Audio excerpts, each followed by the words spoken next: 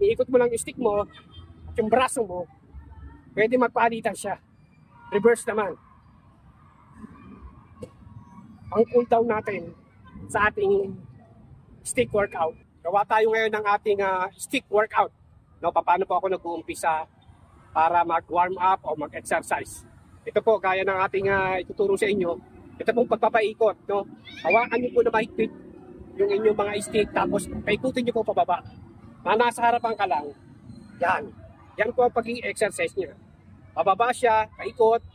Paikot lang siya sa katawan mo. Una maliit lang, tapos hanggang lumaki siya. So habang tumatagal, lumalaki yung ikot ng stick mo sa yung katawan hanggang sa bumilis siya ng bumilis. Puro pababa. Huwag nyo pong itry, huwag nyo pong ibubukas yung inyong mga daliri habang nagpapaikot. Para masanay yung inyong mga wrist. Pag matuloy na siya, pababa, iakit naman natin ngayon. So galing dito, pagbaba, balik natin. Na pumapatong siya sa balikat. Tapos sa harapan, nakikita mo siya sa harapan ng mata mo, ang bagsak. Tapos akyat. Yan. Okay? Iwasan muna natin itong pababa rito. Madi-delay. Ito medyo mabilis. At saka yung power o yung lakas sa mga braso mo, makukuha mo siya agad. Yan.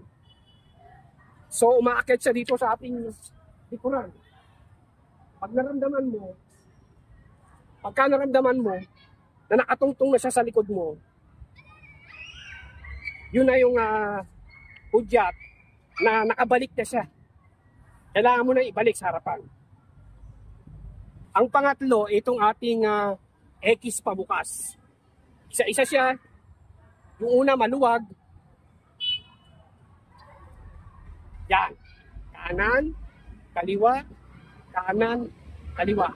Hanggang sa tumulin ka na ng tumulin.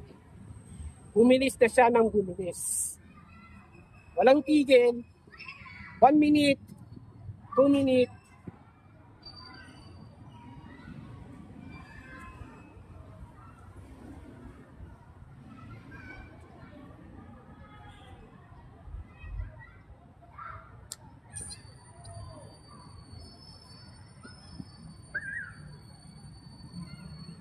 Pang-apat, ito ng ating tinatapon, yung tinuro kong individual.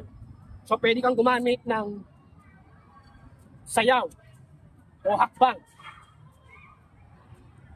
footwork. Yan. Pwede kang maglaro kahit saang side.